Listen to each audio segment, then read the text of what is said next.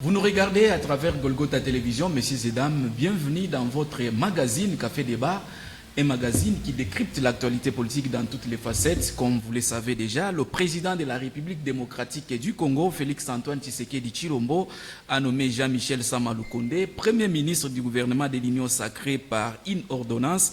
Devant les caméras, Sama Lukonde a dévoilé les principaux axes prioritaires de son futur gouvernement, notamment la sécurité dans l'est du pays et dans les grands Katanga, l'éducation, la santé et autres. Comment analyser la nomination de Sama Lukonde au poste du Premier ministre du gouvernement de l'Union sacrée? La nomination de Lukonde est un choix méritocratique, j'y arrive, ou géopolitique? Et puis, Antoine Gabriel Kyungwa Koumanza a été élu IAP président de l'organe délibérant du Haut-Katanga avec 41 voix sur 43 votants. Il remplace à ses postes Freddy Kachoba, destitué IAP. Quelle lecture faire aussi par rapport à l'élection et l'installation du bureau définitif de l'Assemblée provinciale du Haut-Katanga? À ce sujet, je reçois pour vous sur ces plateaux Monsieur Janon Pagna, il est analyste politique, l'habitué de cette émission Café Débat, et qui nous disons bienvenue, Monsieur Janon Pagna. Merci et bonjour à tous les téléspectateurs, bonjour à tous mes co-débatteurs, bonjour à Trésor et merci pour l'invitation. Nous sommes là pour une analyse très approfondie et un débat républicain pour éclairer la population sur les questions que vous venez d'évoquer. Merci DG Janon Pagna. Lui, c'est Prince Kitungwa, il est vice-fédéral de l'UDPS, Fédération de Lubumbashi, à qui nous disons encore bienvenue, monsieur Prince Kitungwa. Merci beaucoup, monsieur Trésor. Bonsoir à mes co-débatteurs, bonsoir à tous les téléspectateurs. La joie est grande d'être invité dans cette émission, Café Débat. Et surtout que vous êtes l'habitué aussi de cette émission, Café Débat. C'est notre émission, nous l'aimons beaucoup. Et je crois que même les téléspectateurs, ils aiment aussi cette émission. Enfin, lui, c'est M. Adélard Koufi, qui est cadre d'Ensemble pour la République, parti cher à Moïse Katumbi Tchapoué. Bienvenue, M. Adélard. Merci beaucoup, M. Trésor, pour l'invitation, une fois de plus. Et je voudrais aussi saisir cette opportunité pour remercier les téléspectateurs ainsi que les auditeurs qui voudront bien nous donner de leur temps pour suivre ce moment fatidique, évidemment, s'il faut l'appeler ainsi, ce moment de partage sur l'actualité ou les grandes actualités du pays. Merci, M. Adélard. Je commence par vous, M. Prince Kitungwa. Comment d'abord se porte la santé de l'UDPS? Parce que vous êtes la bouche autorisée de l'UDPS au niveau de la ville de Lubumbashi. Comment se porterait votre parti politique? Bon, je crois que vous êtes en train de suivre. Hein. Nous avons raflé presque tout. Hein. Nous avons maintenant la gestion totale du pouvoir. Nous avons l'Assemblée nationale. Apparemment, c'est la jouissance au sein de l'UDPS. Bon, nous devons exercer maintenant le pouvoir. C'est-à-dire, nous n'avons plus d'esquisses ni d'explications à donner au peuple congolais. On n'aura plus à dire, voilà, oh, le FCC nous a bloqués, oh, nous avons été bloqués. Non, non, mais c'est le temps que le président doit maintenant mettre en pratique sa politique de manière à ce que le peuple puisse savourer les délices de la République démocratique du Congo. Et donc, je crois que nous sommes les plus contents parce que finalement, nous avons fait partir un dictateur, mais de la manière la plus sereine. C'est-à-dire... Il a été démocrate. Bon, écoutez, ça vous arrange. Si vous voulez contester, si vous l'appelez démocrate, mais il a nous fait l'appelons... la passation pacifique du pouvoir. Non, c'était par pression interne et externe que ce dictateur a lâché le pouvoir. Mais à ce jour ici, tel qu'il croyait prendre pris, nous l'avons récupéré et puis il est parti tranquillement se reposer. Maintenant, c'est le temps que l'UDPS doit faire de son mieux pour démontrer à la face du monde que voilà, nous avons été démocrates et que nous avons lutté pour la prise du pouvoir de manière tranquille, comme a dit les Sphinx de Limété. À ce jour, nous avons le pouvoir, nous devons l'exercer. Ne vous en faites pas, le peuple, soyez rassurés qu'avec Tshisekedi, nous allons faire des merveilles. Mais M. Prince, il y a des malaises qui s'est vu au sein de votre parti politique. Bon, l'IDPS n'est pas à comparer. Où on se retrouve avec deux fédérations, l'une chapeautée par Bruno Chibango Kabaji, l'autre Bernard Mikobi, au niveau de la Poste. Aujourd'hui, vous êtes en train d'emporter les gens dans une totale confusion. Je vais vous donner des précisions. Ça ne sert à rien de raconter des colibés ici ou encore des tintamars. Il n'y a qu'une seule fédération, la fédération dirigée par Bruno Kabango Chimbaji. Les restes, ce sont des dissidents. Bon, écoutez, c'est dans une maison. Vous parlez qu'il y a dans une la maison, il y a des dissidence au niveau problèmes. de l'UDPS, Fédération de L'UDPS Lubumbashi. n'est pas comparé avec un parti de 2 ou 3 personnes. C'est comme une maison où il y a 2 enfants, avec une maison où il y a 15 enfants. Les problèmes sont vraiment nombreux là où il y a beaucoup d'enfants. C'est naturel, nous avons nos petits problèmes internes, mais nous sommes en train de les gérer. Mais je sais de vous les gérez très mal. Non, vous êtes arrivé au point de porter ceux-là, plainte. ce sont écoutez, il ne faut pas suivre ces gens-là, ils vont venir. Vous avez porté plainte. Ils vont venir, ce sont vraiment des gens qui sont un peu frustrés, ce n'est que normal, parce qu'ils n'ont pas été nommés, mais nous connaissons que nous respectons la décision 008, la décision de Jean-Marc Kabunda Kabound, nommant Bruno Kabaji comme président fédéral. Merci, le reste ici, c'est une affabulation. Cela nous permet d'entamer avec notre premier thème, messieurs et dames. Je commence par vous, monsieur Janon Pagna. Je rappelle que vous êtes analyste politique de l'heure, surtout ici dans la ville de Lubumbashi. Comment analysez-vous aussi la nomination de Sama Lukonde comme Premier ministre du gouvernement de l'Union sacrée? Bon, on ne peut que les souhaiter bonne chance, malgré que le contexte est très compliqué. J'ai suivi mon très cher ami Aimé. Penser croire que c'est maintenant que l'IDPS est au pouvoir. Ils ont tout, ils ont l'Assemblée, ils ont le Sénat, ils ont le gouvernement. Ils oublient que nous savons que l'IDPS est au pouvoir depuis l'organisation des élections présidentielles depuis 2018. Non, ça c'était la C'est l'IDPS qui est au pouvoir. L'IDPS ne doit plus nous démontrer pour l'instant que Mbosso, il est de l'IDPS. Le patriarche Kyungwa Kumwanza, il est de l'UDPS. Bachilkwebo, il est de l'UDPS. Sama Lukonde, il est de l'UDPS. Je pense bien que ça sera une entorse sur le plan politique. Et demain, il risque de ne plus assumer les conséquences de cela. C'est ça, c'est que nos amis et nos frères de l'UDPS doivent tirer très attention. S'ils dormaient pour dire que les 2 ans qui sont passés, ils n'étaient pas au pouvoir, c'est après avoir donné, faire partir la dictature. Pas la dictature. Non. Je vais vous accorder la parole. Les bureaux Mabunda et les autres au niveau provincial, au niveau du Sénat, c'est maintenant qu'ils ont la gestion. Je pense bien que ça sera une entorse d'une manière générale. Par rapport aussi à la nomination de Sama Lukonde, comment vous trouvez les profils? Le profil ne pose pas de problème. Le plus grand problème en est que dans le contexte de frustration de l'union sacrée que Sam Lukonde est sorti, il faut qu'il tire très attention. Parce que quand nous avons suivi, tout le monde lui donne l'opportunité.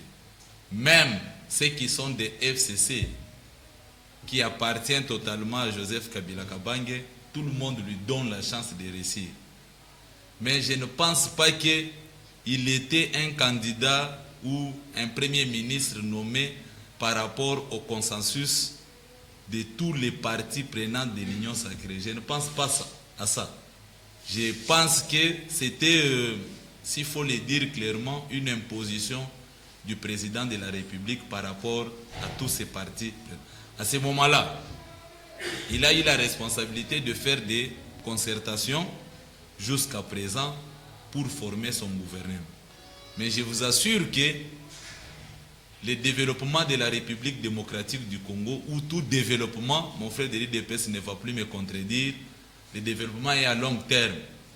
Mais le temps qui nous reste pour que Sam Lukonde puisse matérialiser la vision du chef de l'État pour répondre à tout ce qui est insignifiant. Merci, alors, il ne faut pas qu'il puisse étaler beaucoup de chantiers. Quand je l'ai suivi, faire la déclaration, aller par-ci, par-là, nous risquons d'arriver en 2023 et on commence à nous donner des explications et ça ne sera pas quelque chose de très bon. Il est grand temps qu'il attaque même un chantier, les social, et on voit le secteur le plus capital. Je pense bien que ça sera quelque chose de très bon dans ce qui concerne sa gestion. Merci, monsieur Janon Pagna. Monsieur Adela Koufi, je rappelle aussi que vous êtes membre ou cadre d'Ensemble pour la République de Moïse Katumbi Tchapoué. Est-ce que la nomination de Sama Lukonde est un choix méritocratique ou soit il est géopolitique? Merci beaucoup, monsieur Trésor. Et avant toute chose, je voudrais d'abord vous signifier aux auditeurs, aux téléspectateurs qui nous suivent que pour ce premier tour de table du moins, il faut le dire sincèrement que le rouleau compresseur de l'Union sacrée, depuis l'annonce de ce changement par le président de la République, eh bien le rouleau compresseur est arrivé maintenant à terme de son travail. C'est-à-dire toutes les institutions de la République sont tombées dans les escarcelles de l'Union sacrée. On dirait une philosophie que tout le monde attendait, qui était cachée quelque part, mais aujourd'hui, il est dévoilé et ça vraiment scié les côtes, passez-moi l'expression, de plus d'un Congolais. La preuve est là, nul n'a résisté à ce charme-là. Et là, bravo, nous disons au chef de l'État. Pourquoi? Puisque dans l'histoire de ce pays, c'est la toute première fois qu'on arrive à vivre quelque chose de ce genre. Ça, c'est une prouesse réalisée par le chef de l'État sur le plan de l'idéologie. Revenons maintenant à la quintessence même de votre question. Lorsque vous parlez de la nomination de M. Sama Lukonde, c'est la méritocratie ou soit c'est la géopolitique qui compte? Permettez-moi que je vous dise tout simplement que la nomination de M. Sama Lukonde, c'est d'abord une victoire de la jeunesse face à l'usure. Vous savez, vous allez me dire pourquoi j'ai dit ça, et j'opte pour ce genre de vocabulaire, si vous voulez. Évidemment, nous étions fatigués de voir certaines têtes, bien sûr, dans ce pays, défiler autour de certains postes. C'était pratiquement ce qu'on appelle dans les jargons bibliques les choses semblables. Et les gens étaient fatigués. Aujourd'hui, il a plu au chef de l'État de nommer un jeune à la tête du pays. Or, le jeune, ça pratiquement, à travers cela, le chef de l'État nous a prouvé une fois de plus qu'il met l'accent sur la jouvence, si vous voulez, et que le jeune, la jeunesse en tant que fer de lance de la République pourra apporter du sang neuf. Donc c'est une victoire du sang neuf. M. Lukonde arrive aux affaires. Dans quel contexte? Évidemment, il faut le dire, comme mon ami venait de le dire, le professeur, et peut-être aussi mon ami Prince, dans un contexte difficile, où le pays est vraiment au bord de la faillite, s'il faut le dire. Mais est-ce qu'il faut vraiment compter sur lui seul d'abord, sur son profil, comme on est en train de dire? Sans doute que non.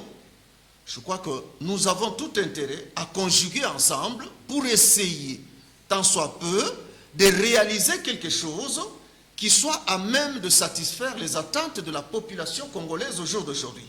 Ça ne sera pas à l'aide d'une baguette magique que M. Sama Lukonde viendra nous démontrer ou faire n'importe quoi pour essayer de ramener ce peuple, ou disons d'atténuer cette misère atroce, puisque le peuple congolais aujourd'hui vit dans des conditions inhumaines. Moi j'appelle ça animalité. Mais il appartient donc au chef de l'État, avec tout le monde sans distinction aucune, chacun dans la sphère de ses attributions, dans sa parcelle d'autorité, est appelé à pouvoir donner un plus pour la refondation de l'État. Il ne faut pas oublier, je vais chuter par là pour cette question. Partons d'abord, essayons de voir même la quintessence, si vous voulez, de l'union sacrée. L'union sacrée, c'est quoi?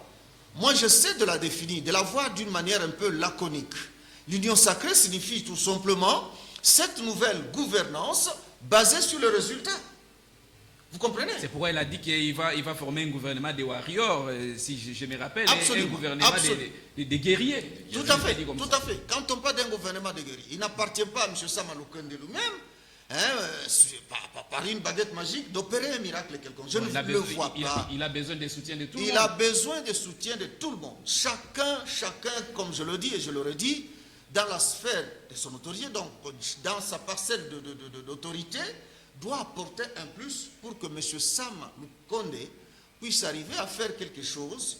Seul, il ne pourra rien faire. Ça, il faut le dire. Merci, M. Adélard. Mais M. Prince Kitungwa, il y a déjà des voix qui s'élèvent au sein de l'Union sacrée, où le cas récent, c'est celui de Steve Mbikaï, qui est l'ancien ministre, si nous pouvons le dire, ou soit il continue à être ministre des Affaires humanitaires, qui déclare aujourd'hui que le Premier ministre Sama Lukonde doit tenir compte du poids politique au niveau du Parlement. Est-ce on peut parler de certains malaises déjà qui commencent déjà à se planer avant qu'il y ait la sortie du gouvernement?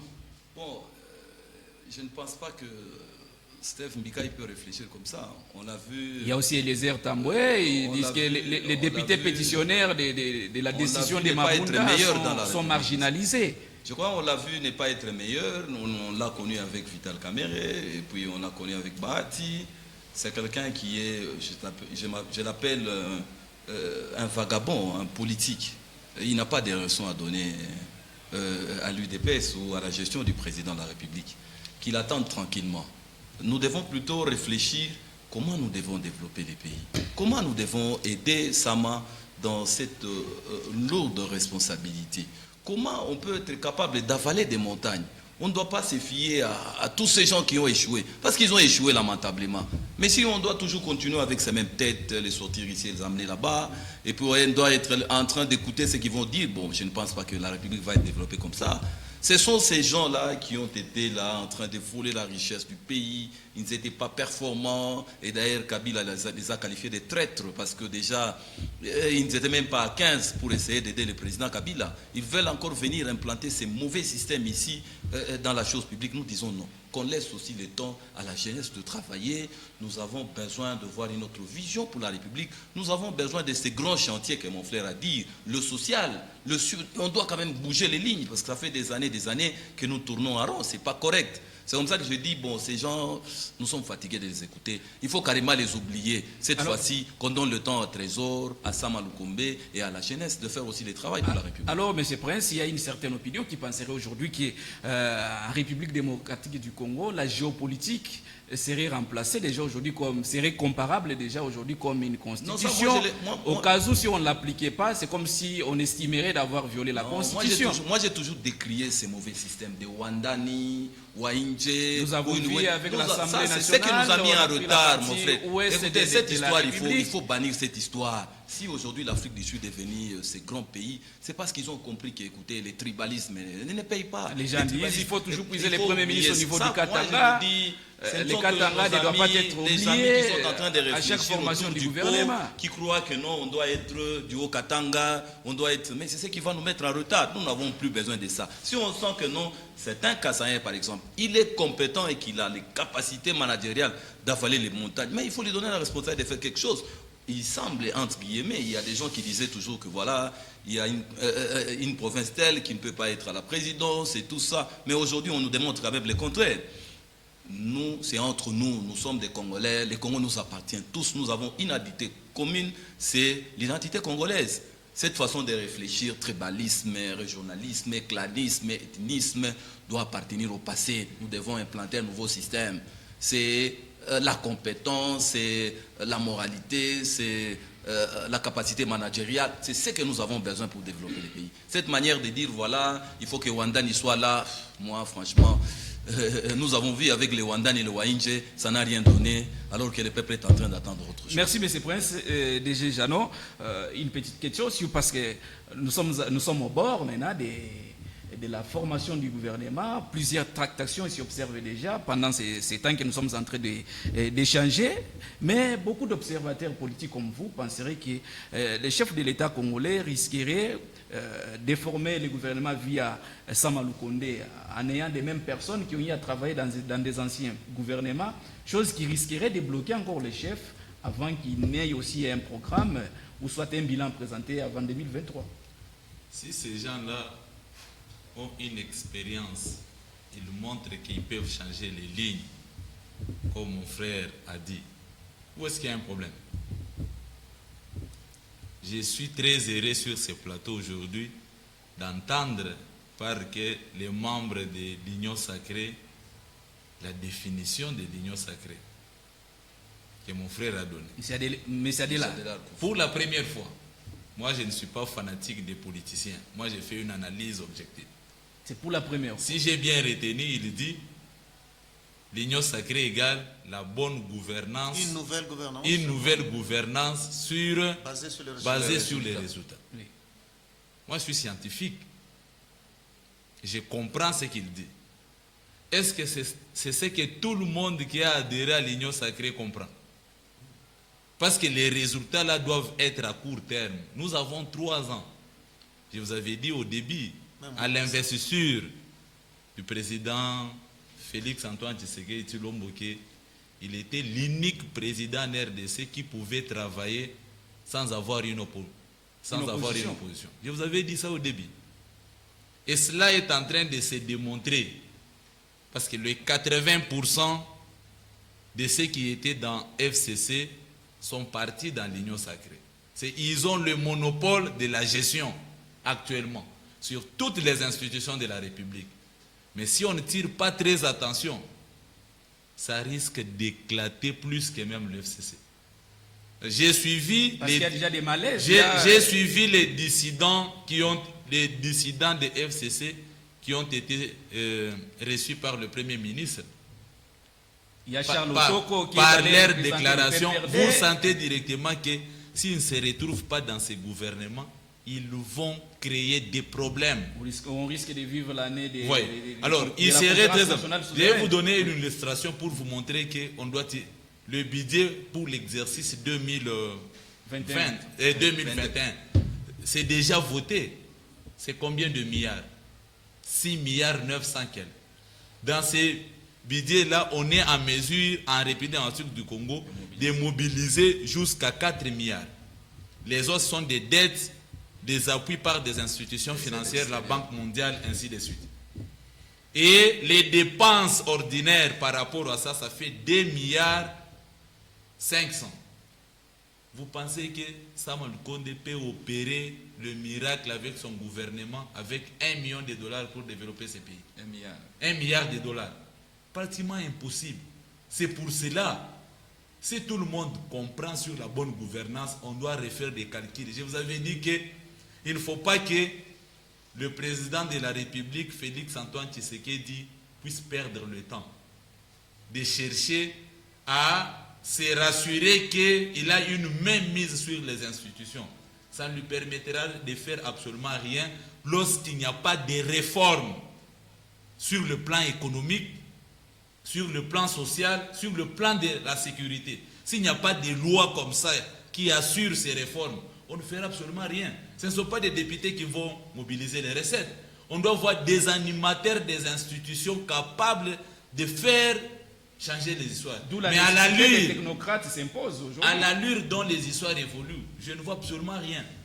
Il ne faut pas que les gens s'évadent. Regardez dans l'Union sacrée, il y a l'UDPS, un parti politique qu'il ne faut pas négliger, où il y a presque 90% de gens qui n'ont jamais travaillé, qui cherchent de l'emploi. Il y a l'INC de Vital Kamerhe. C'est presque tous les Congolais il qui ont travaillé. Il y a Jean-Pierre